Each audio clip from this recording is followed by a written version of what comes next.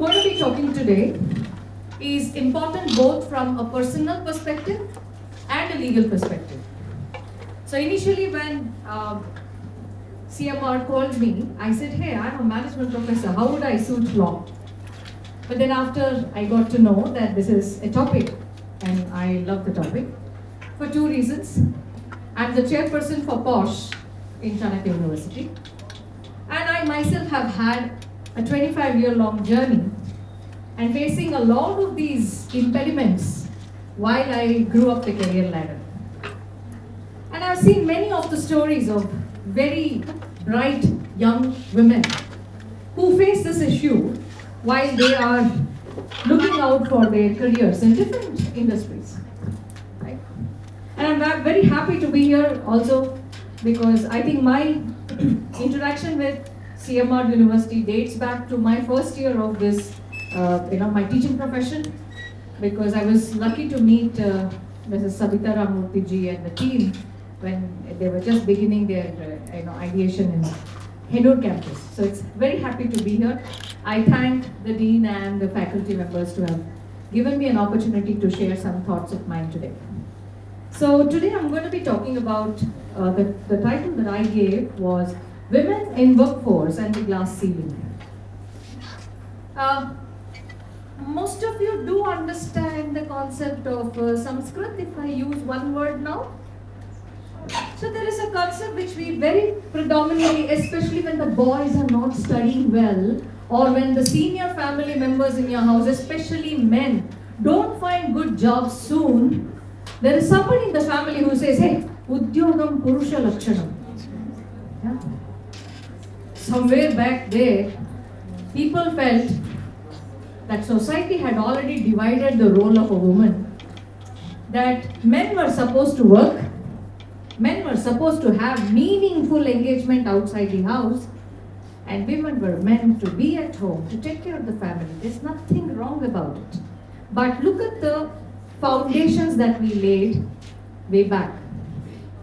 Go back to Manusmriti and he gives you a long, lengthy list of things as to what a woman should be like. But unfortunately, nobody talked about how a man should be like. The only man we read about in our mythology is Sri Rama, Sri Krishna, who we take as gods. But beyond gods, we have not seen any description given by anybody that this is how a man should be. Don't worry, I am not a woman protagonist here. I am not going to be talking ill about men, not at all. But here is a journey that I want to take you through to break certain thoughts in your mind when it comes to gender equity, inclusivity. Unfortunately, the big brother Trump spoiled the whole purpose of DEI, right? You all speak about DEI, right? Diversity, equity, inclusivity. Unfortunately, the day this guy came to power, Elon Musk must have told him, the first thing I want you to do after you become the premier of the country is to remove this concept of DEI. Why? Elon Musk's daughter happened to turn into a transgender. There must be something behind it. Otherwise, why would the premier of a nation suddenly one fine morning come and say, hey, United States of America will not have any other gender, but you will have one male and one female and nothing else. And trust me, we are doing this research in my university, and my research was on DEI, and suddenly the two major companies, two of the big fours, who were supposed to come to us for research, came and said, hey, sorry, we won't be able to pursue this research with you because DEI department has shut down. It's so unfortunate. Because somebody felt DEI was only about LGBTQ, but DEI meant much, much beyond that. So I think it is important for us to change our lens, the way we are looking at certain things. Another important thought that must have come to your mind or may not have, but I want to talk to you today. You look at 10th standard newspaper marks. Statistics very predominantly shows have women or girls have outdone boys. Right? Come to 12th standard, story continues. Surprisingly, for higher education, nobody talks about it. Right? There is no statistics anywhere as to how women are performing vis-a-vis men. There is no statistics anywhere about how successful women have been in the higher education perspective, unless you are a university and then you give away some medals and that convocation ceremony is captured in some public TV news kind of a thing, or a public in a newspaper. Nobody catches attention there. Surprisingly enough, this statistics plummets every time we move ahead in the phase of our lives. Right? Look at the number of people who have entered the workforce. Look at the number of people who have actually moved to the C-suite. We call it the C-suite.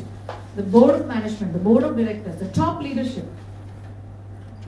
And imagine today, the whole lot of companies are gearing up towards different elements saying, we want you people to come back to work, because girls are not getting back to work after some career breaks.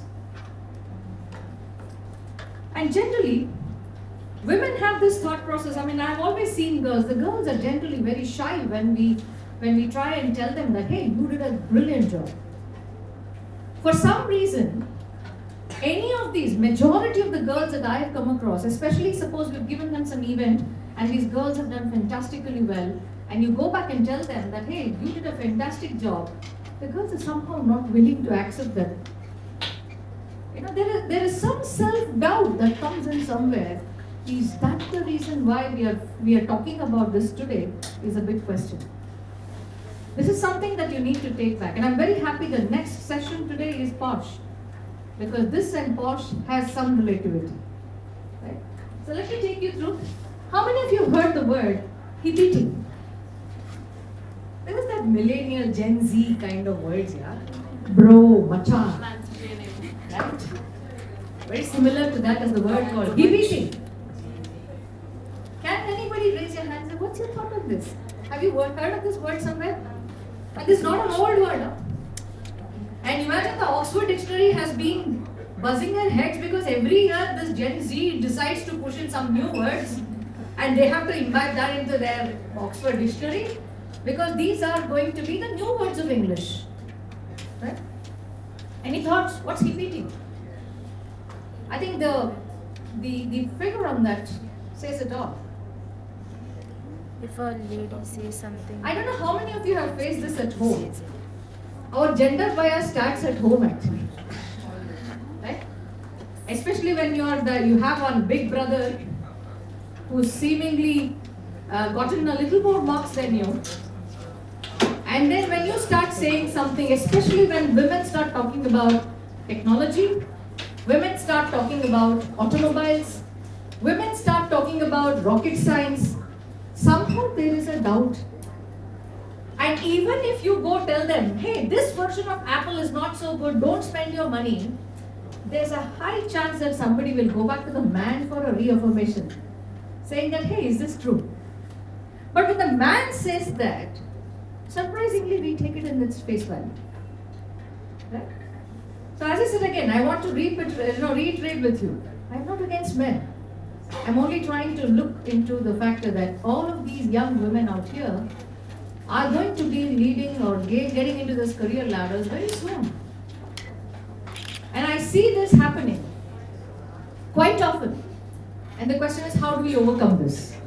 Repeating is a new terminology that people have used. So repeating, the word repeating has been replaced. So RE has been replaced by HE here. Right? Repeating is a process where I tell something, the people on the group don't take it very seriously, but when the man talks it in a different sense, for some reason it makes sense to everybody else.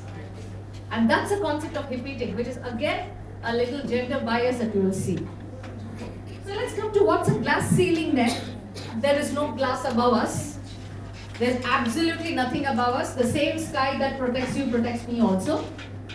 But what's the difference is that this glass ceiling is something that we have created that prevents a woman from climbing up the ladder when she moves out of her existing levels. It could be at home, it could be at workplace. It is not necessary that it happens only in the workplace, it can happen at home too. Right? So that's the glass ceiling.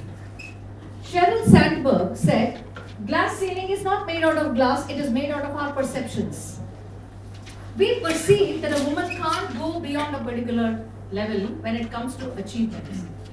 So that's why I said, statistically speaking, the number of girls who are actually getting marks, doing better in education, have probably not come to the forefront at all. Are probably not the ones. How many of you at home must have seen this where your mother is quite well educated, aunts are quite well educated, but for some reason they did not enter the workforce. Forget about not entering the workforce, which is quite okay. There's no hard and fast rule that every girl in the country has to work or every woman in the country has to work. But how many times have you felt that her innate talents were never tapped in the family? For example, she knew singing very well. She was a karate black belt. Or she probably did a lot of hiking, skiing. Or she went on road trips, solo trips. But somehow after the wedding got over, things have fallen down. Now this is something that you see as a glass ceiling which exists, as I said, both inside the family as well as at the workplace. This concept of glass ceiling did not erupt in India at all, by the way. It started in the United States of America. I'm sure as lawyers you know that domestic violence is as high in America as much as it is in India. So there is no such thing that because you are a developed country or an advanced country, women are treated better. There is no such thing. So it comes with the DNA. It's the culture that we build within us that makes it feel safer for a woman to be who she wants to be. So here you talk about a lady called Katherine Johnson, who was a part of NASA way back in 1960s. She was the one who actually defined the kind of flight paths from American, Earth to space and then back. But for several years, her name did not even appear in the reports of NASA. And this shows how much of less importance women were given in their workplace. The question comes, where is this glass ceiling happening? It is not happening throughout the organization. For example, in your university, when you see, look at it. I'm not here to pass judgment. Any university for that matter, you come to my university also. The statistics are the same. I am the only person in the board of management in the entire university. Out of 200 employees who are teaching staff who are working there, there are 450 non-teaching staff, out of which about 60% are women. But for some reason, I see this reassurance that when it is a low-level job, they're absolutely okay to see a woman there. Mid-level job, absolutely okay. When you want to reach the top, that's where the problem begins. Because for some reason, even for with myself, in the last, say, 17 years since I've held leadership roles, for some reason I need to prove myself a little more than my colleague, to prove that I know it better than her. So there is something that needs to change in the way we are dealing with things, and especially the women out here. And the men out here, because you are going to get your spouses.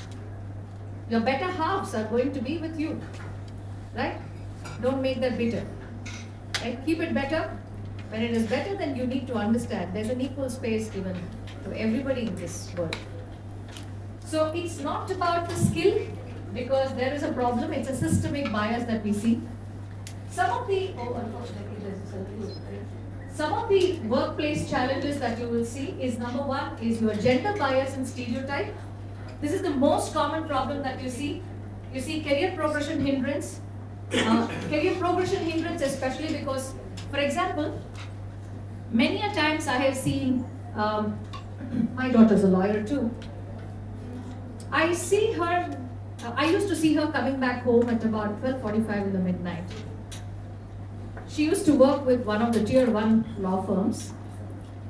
And there was something that happened at home, and suddenly the dad of the house said, "Hey, how can you come back home alone?" Surprisingly, it was okay for my son-in-law to travel back at 2 a.m. in the morning, but it was not so okay for this girl to travel. And by the way, we had our own driver. So not that you had to believe in somebody else or something. And suddenly you see that there's a whole change that happens in the way we look at the work spheres. It took a lot of effort for my own daughter to tell her dad, hey listen, law is something which is very interesting as a field.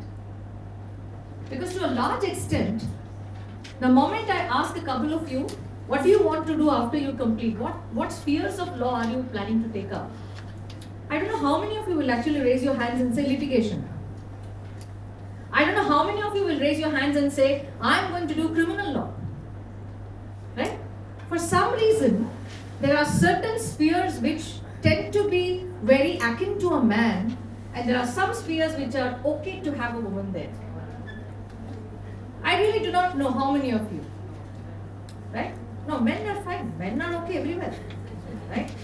Men is that Mahapurusha.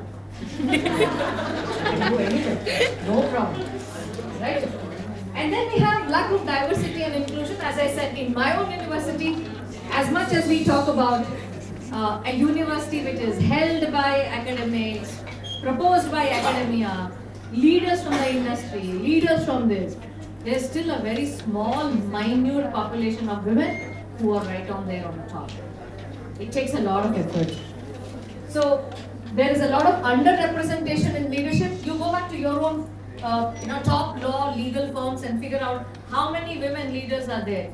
Look at your own Supreme Court judges and look at your own High Court judges and figure out how many women have actually been able to reach the top. Is it that they didn't have the skills required? Is it that they were not equipped with knowledge? What went wrong there? I remember a time when I told my daughter, hey, why don't you take up the examination of becoming a judge? I absolutely respect what she said, because everybody has a right to opine what they want to do. And there came a quick answer saying, hey listen, if I get into a family mode, I don't want to be rotting in some village, because the district court is where you're going to start with. I don't want to stay away from my family for so long, because God knows when I'm going to come back to this. So something that came to my mind is you need to have that kind of mindset to really be okay with these kind of challenges.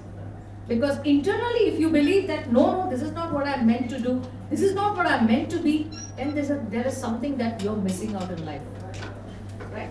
And then came the caregiving duties. Women is supposed to be that superhuman. Right? You're supposed to cook in the morning, you're supposed to feed your children, you're supposed to take care of the elderly in the family, you're supposed to make sure that your house is well kept, right, neat, tidy. You're supposed to make sure that when you go back home, your children are waiting to do their homeworks. You have it all. And then there is one boss in your organization who expects you to pick up a call at 12:45 a.m. in the midnight. Right? You're not ready to do all that. So this concept of, Women's Day is celebrated everywhere. And I always say that this is such a mockery of the system. That one day of the year, you celebrate a woman, and the remaining 365, she has to prove herself what she is. Same with Mother's Day. Right? 364 days, your mother is somewhere behind the back of your head. But one day, she's all out there. As if to prove that she was lucky enough to be your mom. Right? There's a lot that we need to change our mindset actually. It's not about anything else. It's about changing the way we look at life. Gender leadership patterns, you'll see women tend to lead with a lot of empathy. Men tend to lead with a lot of authority. Women tend to collaborate when they work. Men tend to have control when they work. They love power. Not that women don't. Exceptions, outliers are always there. Then women tend to have a vision as to why I want to do something. Men tend to be task oriented. That's why we call a woman a transformational leader. A man is always a transactional leader. For him it is carrot and stick. You like it, you do it, take your money, get out. But a woman leader is normally not like that. And that makes all the difference as to why you must have women in boards. Both stands are valuable. A company needs both kind of people. But a company needs to understand that both type of leaderships is important. How many of you, in our mythology, we also talk about our Ishvara or Shiva being the Ardhanarishvara. Right? Most of us used to laugh it out when we talked about the third gender, the transgender. Technically speaking, there is an alpha in every female and there is a female in every male. Right? When a man starts crying, gets very emotional, it technically means that you have more of the feminine characters, which is not bad. You are happy to see Amir Khan crying in various forums. You are happy to see that this fellow is very emotional. He feels for the people. He feels for the whole system. But when the same way when a lady cries, you feel she is always a crybaby. That's not how we look at life. Right now, there is somebody here. There must be. So, when you look at leadership, I just want to tell you here, there is a lot of societal experience or expectations that actually builds an organization culture. And there's a lot of this that gets into the internalized roles. How a company looks at their own women, what kind of roles they are happy giving them, is something which is predominantly based on the kind of societal expectations. I don't know how many of you watched this, in Netherlands, there's a huge number of women who are running the country. Huge number of women. And in one of the United Nations, meeting, you could see the power when they actually sang their anthem. If you haven't seen, please go back and check that. You should see the kind of power. It was a tribal set of people who came, and that was their anthem. And the kind of power they bring to the table is something amazing. So, if most likely it is in an organization, people think women are less aggressive, or women should be less aggressive. Suppose the woman becomes aggressive, then you tend to give a wrong connotation to that. So let's look at this, some gender disparities in the Indian corporate sector, because you're all going to be getting into some kind of a law firm, maybe an independent consulting firm, or you're getting into any of the corporate jobs. This is something that disparity that you will see. Only 23% of our women get into organized workforce. I'm not talking about the unorganized, we have a lot of them there. But in the organized sector, in the corporate sector, only 23% of our women force get into work. Look at this, only 19% of the total senior management comprise of women. And it's such pathetic figures out there. And again, when you look at the salary disparity, the same kind of job. I think you've seen that all in your movies also, right? A hero tends to get about 5 crores for the movie, whereas the heroine gets maybe 15-20% of that. So she gets about 1.5-2 crores paid, but the hero is getting about 5 crores, 10 crores. If this movie did not have a lady out there in that movie, then probably Pushpa wouldn't have been Pushpa, right? But unfortunately, it's a fact that the male, the alpha that you treat it as, tends to be having a higher salary than the lady out there. So there's a huge disparity that you see with respect to men. Globally, the figures are not very surprising at all. It's not much difference, but little better than India. 40% of the women constitute the total workforce across the world. In senior management positions, 31%, and that too because there's a conscious effort made by multinational companies to make sure that the women get on there to the top. And there are a lot of consultative reports that have come up saying that having about 15-20% of women at the top will make a difference in the way an organization is run. The way an organization decides on its strategies, everything is dependent on having a woman or not having a woman. Then the salary disparity is not so different. In India it is 20% different. In abroad it is about, globally across the world, there's a 17% disparity among where, same position, man gets paid higher, woman gets paid lesser. Let me tell you some of the alarming research highlights. The Harvard Business Review had a research done in 2020, and it showed about when it comes to work, women are rated 84% higher than the men. They excel in transformational leadership. They value a lot of principles like values, code of ethics. These are people who normally follow that. When it comes to men, they lean towards transactional styles because they want to get the work done. Look at, the moment you say transactional, look at people like Trump, look at people like Elon Musk. These are guys who classically fit into that role. And the paradox is, in spite of the fact that women are much better in their roles and they have very high competency levels, only about 10% of them are on the leadership boards of the Fortune 500 companies. So which technically again tells you, women, when it comes to mid-level, low-level jobs, they're doing quite well. But when it comes to the top of the management, they are not yet there yet. Some leadership traits between men and women again. When decision making, a man is extremely decisive in nature. He takes a unilateral decision. That means there's not much consultation that happens. Whereas when a woman takes a decision, it normally is consensus driven. She wants to have a brainstorm and figure out, what do you want to do?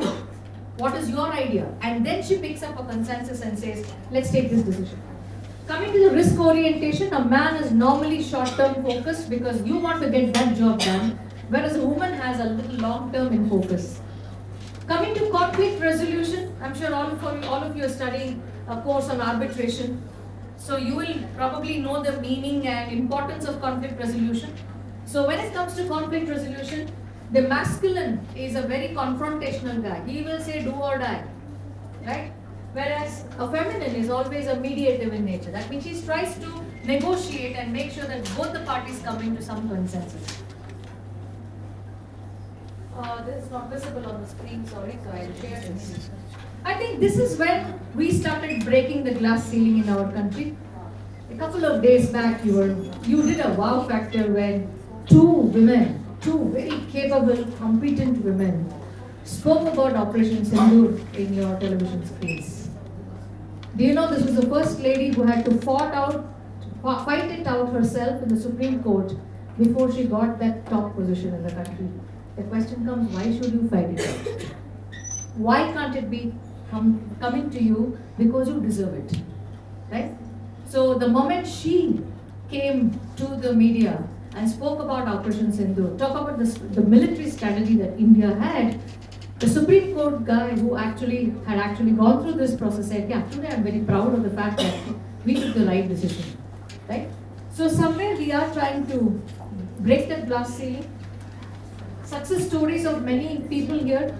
Savitribai Phule is one of the first of the ladies, amidst all the problems that she had. She was one of the first ones to talk about education, first ones to talk about women getting into the main stream of education. So we celebrate people like her, Sunita Williams, and a lot of others who have actually created success in terms of their education, at least to start with. You'll also see many of the sportswomen who have done the country proud. Again, they have broken. If you look at Mary Kom, you have seen the kind of the background she comes from, the kind of struggles she had to have. In spite of having children, you will see her achieving what she had to achieve, right? So many of them who have actually given you that kind of a proud moment because these women have been successful in whatever they were taking up. Some of the business stalwarts that you see, entrepreneurs who have done the country proud and the country, the world proud actually. People like Indra Nooyi, who headed Pepsi for a very, very long time. She was one lady who was able to lead Pepsi absolutely successfully. If you go back to her roots, very Indian, South Indian by its nature, a Tamilian. She has a very nice interview. If you're interested, you can go back sometime later and check her interviews about how there was a lot of guilt that she came up with initially because she had two daughters and she didn't know what to give priority to. Should she give a priority to her children? Should she give priority to her career? And everywhere you see success stories, that's why there's a proverb which says, behind every successful man, there is a woman. Today, the counter or the vice versa is also true. Behind every successful woman, there is a family and there is a man behind it. Because if your family did not support you, right, you would not have probably been where you were. Now that's something that we need to again bring in parity, equity. Both of you need each other to support each other's growth. One minus the other, useless. So you talk about Indu Jain, sorry there's a spelling mistake. right? Then you talk about Devita Saraf, Roshni Nadar Malhotra. Again, a very brilliant story about how a young woman who is the daughter, the only daughter of Shiv Nadar, right, who heads HCL, did go through a very stringent methodology to actually claim the hair. Now she's the heiress of HCL, but she took a very strong journey to be where she is. Then Kiran Mazumdar-Shaw, I think she is the pride of Bangalore. And then Vandana Luthra, a very famous cosmetic brand. So is Falguni Nair, the Nykaa that you talk about. She is the one who originated that particular brand. Not easy success stories at all.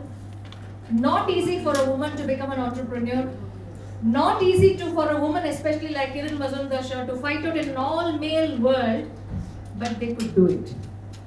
So breaking this glass ceiling is not going to happen because there is a law out there.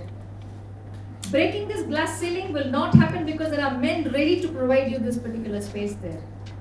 Breaking the glass ceiling has to happen because you want to break it. It could be the man who wants to break it for the woman, or it could be the lady who wants to break it for herself. You need to do this help for yourself. It's not possible otherwise.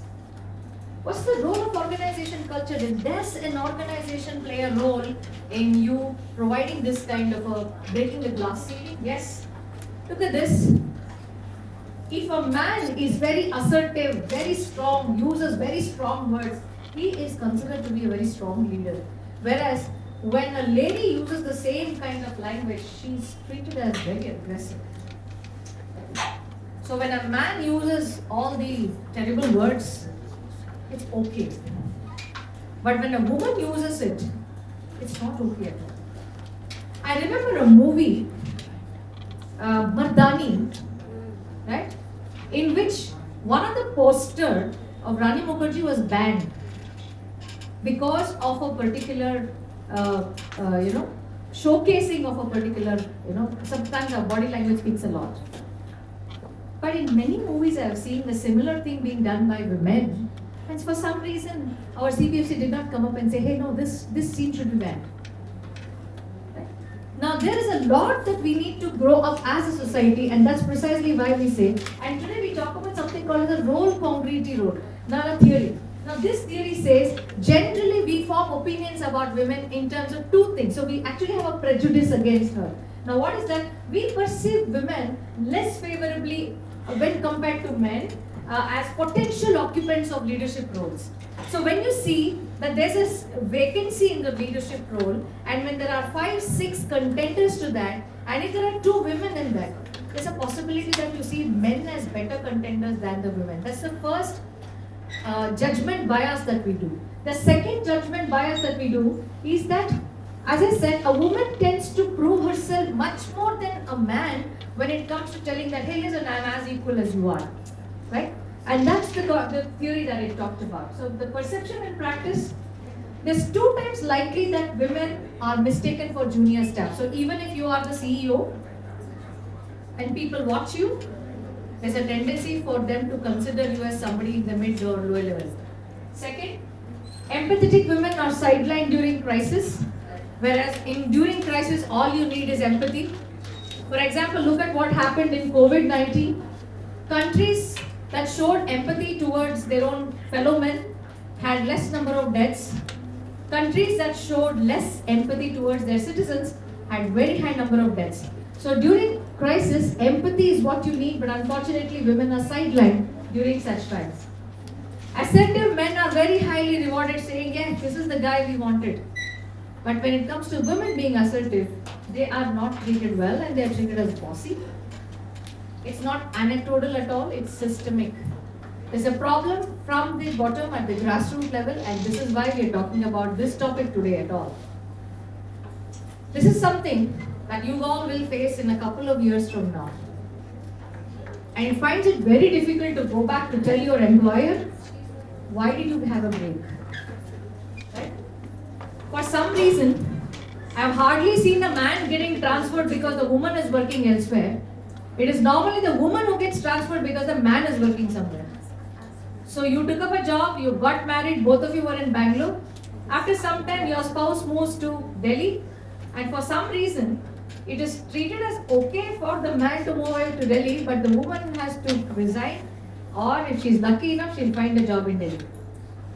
Now, many of the women also get into career breaks, either because they settle down with a family, they have children, and you know something? Most of them don't come back to work. There are many instances where today there are organizations like Her Key, right, who are coming back with a bang and saying, hey, listen, it's okay if you've taken a 5-year career break.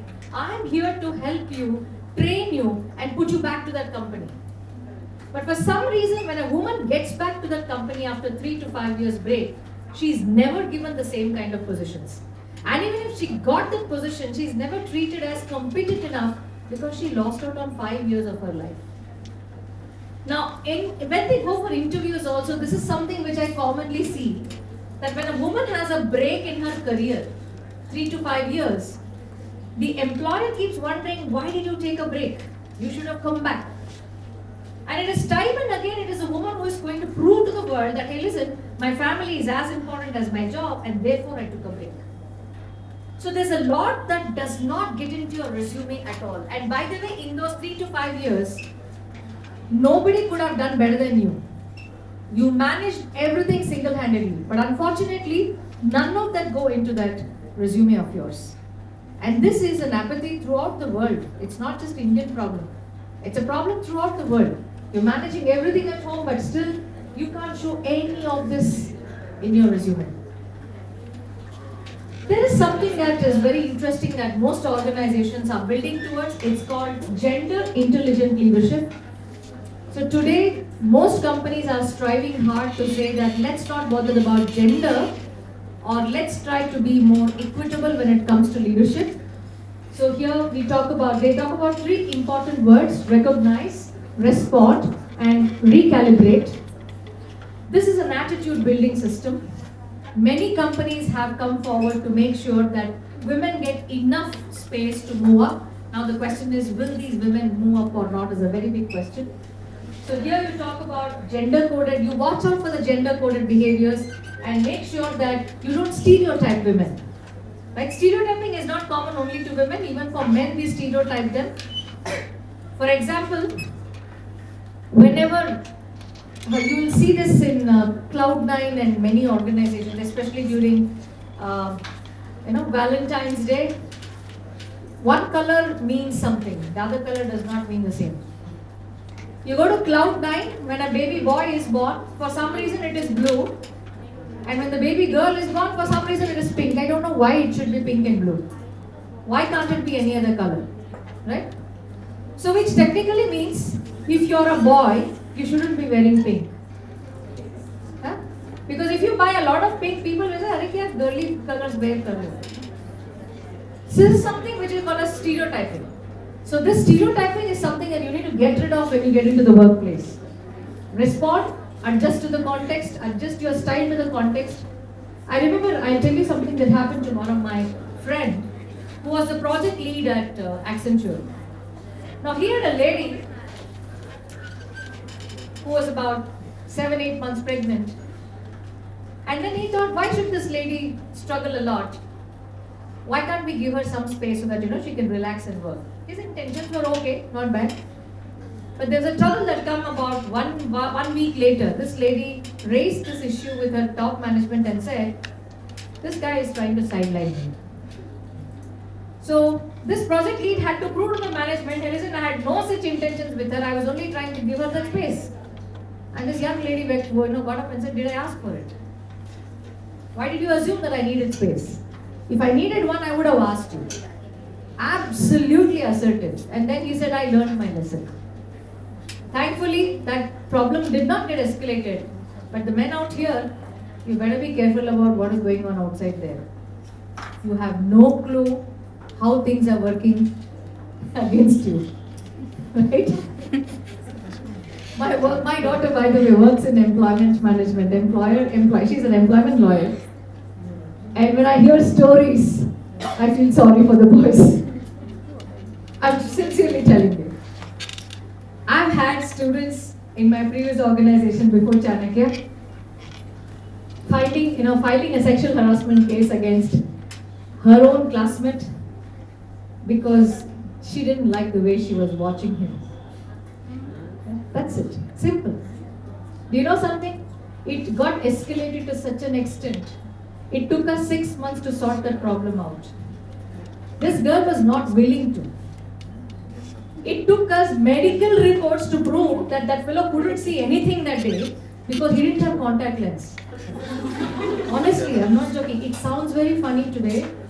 Those 6 months, that boy went into such a trauma because he had to go back and prove to him that his contact lens actually was damaged. So he actually couldn't see anything that day. His specs not available. So he was not watching anything under the sun. Forget about her. He wasn't watching any lecture. He was just sitting there. But then she said, we had a U kind of a classroom that time. So this guy was sitting on this corner, that lady was sitting on that corner. She filed a complaint saying, I kept seeing him that except seeing me, he was not doing anything else. End of story. There were instances where, I'm sure the next speaker will talk about it a lot more. Instances where you have seen women coming, and it's difficult. The real problem that the women face is the ones who really had a problem don't come up and speak. And the people who really have the guts, hats off to them. And fellows who want to keep you in trouble, know how to keep you in trouble. Right? So please be aware and careful about certain things. So gender intelligent leadership is something that all of us have to get acclimatized to. As I said, gender equity is not about law, it's not about morals, it's not about values, it's about an attitude we have for the other gender. And that's all. End of story. Right? Why GIL matters? Because if you don't give women equal importance, if you don't give women equal opportunities, this does not just hurt a person, it hurts the performance of an organization. So if you see, this is a very old cartoon. It's all the men who are taking key decisions, and there's a lady with a typewriter there who is just making notes of what happened. From there, we have come quite a long distance. I remember even to this day, after my 10th standard, when I had 2 months of break, my mother sent me to typewriter classes. I said, that's the last thing I want to do in this world. I did type something out there. She said, no, you have to go. Why? Who knows, you might want to become a company secretary, not the company secretary wala of the commerce law. No. She meant a secretary to somebody. So she thought that's where I'm going to be, taking notes, shorthand, typewriting, because my generation has done that. The most famous pastime for somebody, because I don't think my mother also anticipated that I'm going to have a hectic lifestyle as much as my brother does. So how to apply from policy to practice? Every company today has a policy that creates gender equity, but we need to practice it. So here we are talking about you have to combine empathy plus strategy. Redefine success metrics, you add more inclusion, build morale within your female employees especially, make sure that they are retained in organizations. It is only now that you are seeing that paternity leave is coming up as importantly as the maternity leave. So this is where things are changing in our country, and happy to see that change going on. We are changing the narratives that we were talking about with respect to the gender equity, and it's good to see some progress going on. The results speak. The BCG, Boston Consulting Group, has given out a research that wherever women were a part of their top management especially, they have seen a 12% higher innovation revenue. That means women are going to add value to the organization. Then McKinsey in 2023 report also said that wherever you have the top quartile of the organization which has more women on top, you will see 25% increase in their profitability. So diversity isn't charity, it's basically a strategy. I don't know if this will play, but I will try.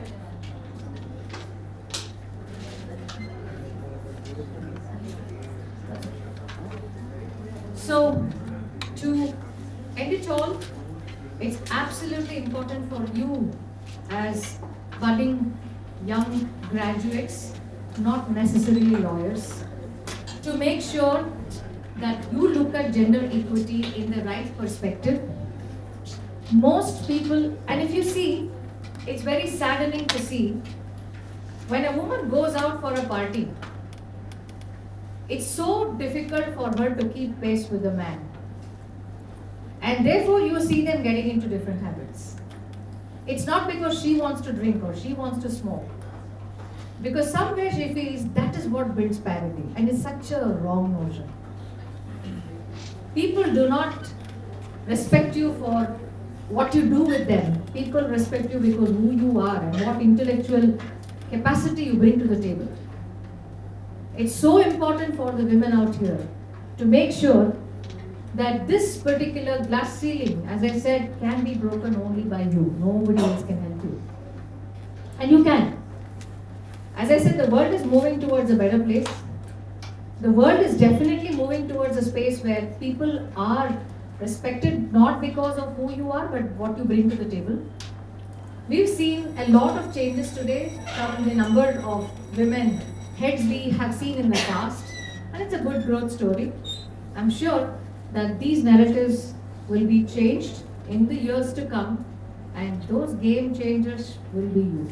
Thank you so much for your very patient listening after the lunch period, and thank you for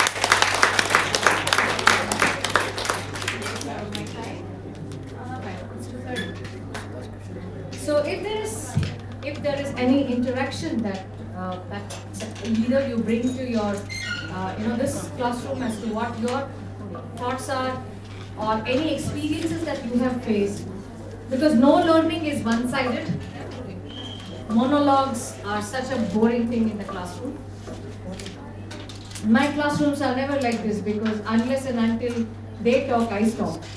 But I'm an invited speaker today, I can't do that. So it's important for you to bring out your thoughts.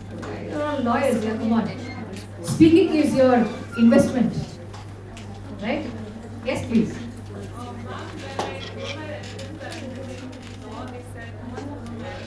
I'm sorry, I can't hear you. I'm so sorry. There's a lot of... When I told my relatives that I'm doing law, they said not to know marriage. Oh yeah, I'll tell you something. When my daughter decided to write CLAT, my husband said, lawyers are only meant for, in Kannada there's a word called pokiri. There's a word called pokiri. Somebody who doesn't know anything else to do, therefore you do lawyer. In Telugu, what language do you speak? Urdu, okay. Normally they say that when if you go to those RC college, old kind of colleges, you see what kind of lawyers came out there. So they thought that is how lawyers are. So my husband was paranoid when my daughter said, I want to do law. And it took a lot of effort for him to understand. And the beauty of it is that when we went to the CLAT center, more than 60% of the ones who were writing CLAT were girls. And that's when the narrative changed. So it takes a lot of effort, but trust me, there are brilliant women who have done fantastically well. I have one of my very close friends. In fact, she started off to do her CA, but she became the Commissioner of Police. Her name is Sarah Fatima. Right? The recent case that you saw was dealt by her. One of the most brilliant women that I have seen. If you look at her, you can't even make out that she's the Commissioner of Police, but DCP, sorry. She's doing brilliantly well. So yeah, these things will definitely change in the years to come. Not years to come, it's already changing. Thank that relative for having said so, because you might find a better man for yourself. Yes? Yes, sir. Okay, thanks for this. That I'm a woman and I get misjudged every time for the haircut. Every single time everybody sees me, they misjudge me as a man, and many places, every place I go. Okay? Not Okay? So they misjudge me. So they're judging just based on a haircut, and that's not right. That's what I call stereotyping. We have seen people who stereotype all kinds of people. It's not only you. Yeah. For example, how many kinds of movies have come on Sri Sri Ravi Shankar? We have not left anybody, by the way. Right? Yes. It takes a little effort from your side to be assertive in what you do. And that's what matters. I remember a time when I would go back home for me, as a woman, I've always believed that my life starts outside my campus. My life is not within the campus. I come here to work. And I've stood by that principle for 25 years. I don't have friends in my campus. Right? I do have fellows with whom I drink tea, coffee, fellows with whom I hang out for lunch, but today if it is colleague A, tomorrow it is colleague B, day after tomorrow it is colleague Z. If nobody is there to have lunch along with me, I catch on to the cafeteria guy and say, come sit with me for 10 minutes. I am okay with that. You need to build that resilience inside you because you can't keep feeling bad that somebody is not recognizing you. That's something that you need to put your foot down and say, this is me. How does it matter? Right? So don't get offended. That's not the way because the world loves to see you getting offended. That's not what you should be doing. It's absolutely okay. Any other thoughts? There are many times you would have seen this at home. Right? That's why they say charity begins at home. This also damage begins at home. Right? Is there some, today, it was a very funny experience. One of the parents had come for his child's admission. The child says, no, I want to pursue, say, BBA program. The father says, no, I want him to pursue BSc. I said, hey, listen to this child then. Why are you saying no to him? Right? And then I asked this child, okay, what's your percentage? Because this boy said, I've got 92%. I said, you belong to a country where if you get above 90%, the world decides what you should become. If you get below 60%, you have a right to do what you want. That is how we are. It's your parent, your neighbor, chacha, chachi, somebody done decides what you have to do. And that's if you've got above 90%. Huh? If you've got below 60%, the hell, that world doesn't care what you do. Because they've already treated you as a failure. And yesterday's meeting, we had some meeting and I was just telling. They said, today when I used to go to some school children and I used to ask them, who is your mentor? Who is your role model? I've never seen them taking the name of a fellow who had completed collegiate education. Right? And so I was always telling them, hey, they're giving us bad examples here. We talk about any one of these Bill Gates fellow. No, hey, most of them haven't done collegiate education. But then they have achieved a lot. That's because of their grit. And maybe they were lucky to be where they were. Right? But I think it's time for us to, and that's why I said change the narrative. It's so important for you to change the narrative. It's so important for you to be okay with what you're doing. It's so important for the girls especially. It doesn't mean that, you have to postpone things in life. I told my daughter, please quit the organization where she is working because she said, in my organization, there is an unwritten rule that a woman cannot have a family till she is 40, 42. When I say family, I mean her offspring. So which means, I said, Chida, that's an unwritten rule. Nobody gets a baby before age 40. I said, please quit that women, that particular place then. I don't want a place which will define what you should be doing. So there's a lot that we should be thinking about being independent in our thought process. I think that's where we want to change the narrative. So thank you so much for this opportunity. Excuse me. You are talking about leadership traits comparison between masculine and feminine. Yes. There's any research or evidence for that? Yes, all these are based on research only, which I haven't quoted in the PPT, but they've all been research done by PwC, KPMG, the big four of the world, KPMG, Ernst & Young, Boston Consulting Group, Deloitte, all these do research about leadership styles. And this is precisely why when we talk about corporate governance today, they wish to have a woman on the board because the woman brings a different perspective. There's a beautiful book called The Women Are From, the Men Are From Mars and Women Are From Venus. It's not talking about, it's not a funny book though. It's about talking about how different your perspectives are, right? So that's the research work that has been done. It's not my thoughts on that. Though I would love to concur with those thoughts, but this is based on a research. Thank you. Thank you.